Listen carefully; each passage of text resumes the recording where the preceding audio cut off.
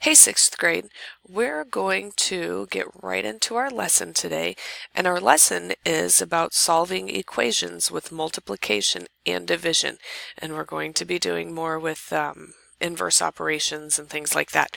So, your learning goal for today is I will use inverse operations to solve, to solve equations.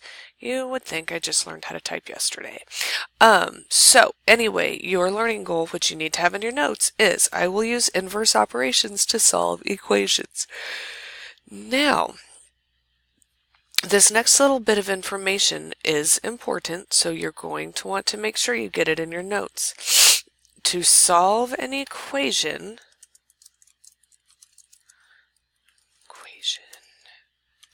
you must isolate the variable, which we started doing in our last lesson, but you have to isolate the variable by performing inverse operations. So I want you to include this handy dandy little visual in your notes, just so you have it. So if you have addition, it can undo subtraction. And that works both directions. If you're subtracting in your equation, you use addition to undo it. Adding in your equation, you use subtraction to undo it. And multiplication and division are inverse operations for one another. So if you're dividing in your equation, you will use multiplication to isolate the variable to find what x equals. If you're multiplying in your equation, the inverse operation is division. You'll use that to figure out the answer to your equation. So let's get rid of all of this.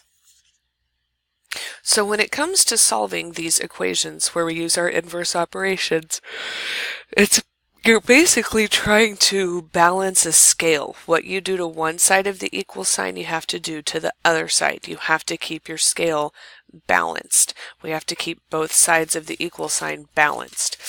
So if you add on one side, like we did in our last video, you must add on the other. In today's lesson, if you multiply on one side of the equal sign, you must multiply on the other.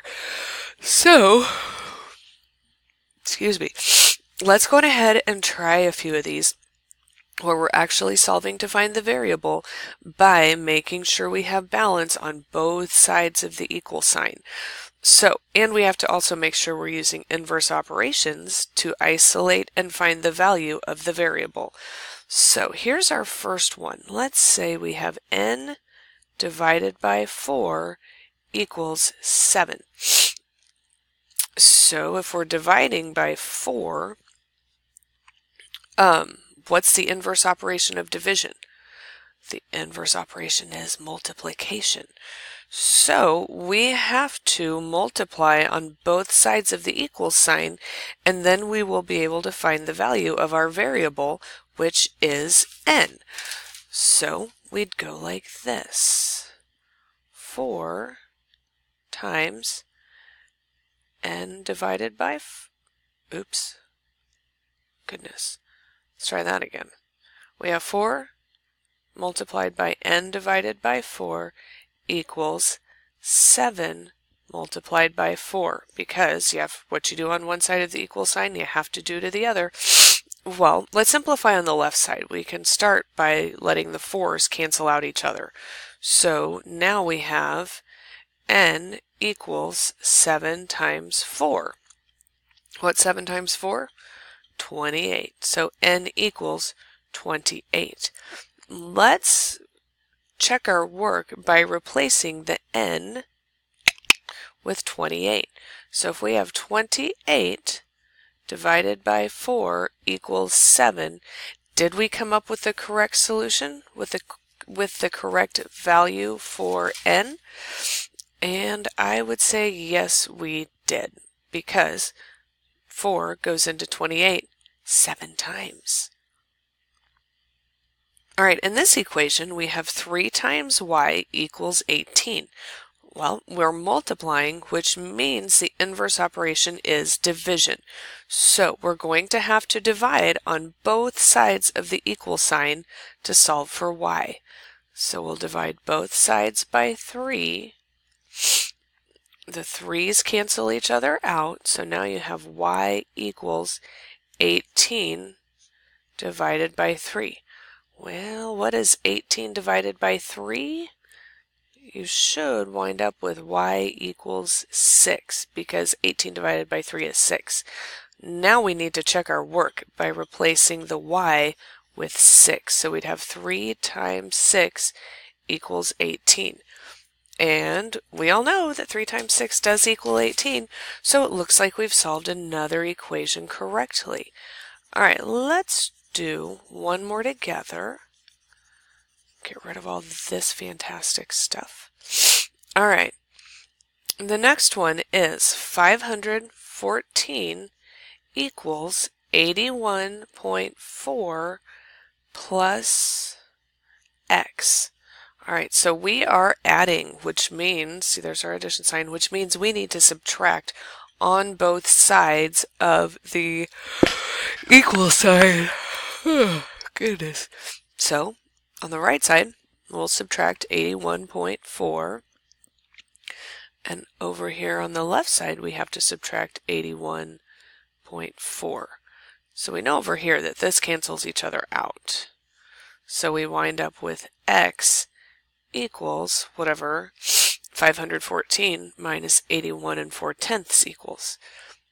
So we are going to have to do some regrouping.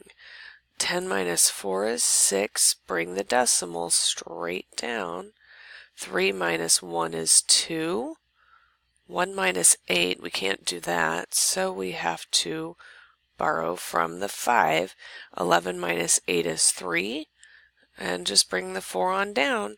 And so we should wind up with 432.6 is the value of x. So we're going to check our work real quick just to make sure. So if we started off with 514 equals 81.4 plus x, so we replace that with 432.6, well, when we add that all together, we get 514, which means we solved correctly. Okay, I'm going to give you 3 equations to solve.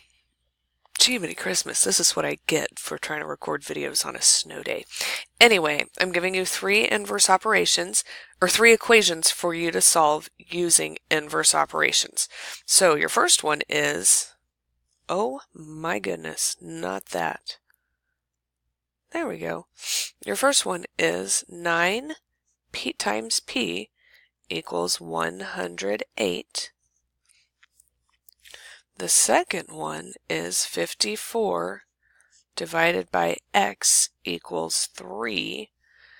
And your third one is y minus 2/3 equals 2 1/2. Ooh, that's going to get a little crazy because you will have to find common denominators in order to solve this one. So, there you go. Make sure you get all of your work in your notes, and I'll see y'all in class.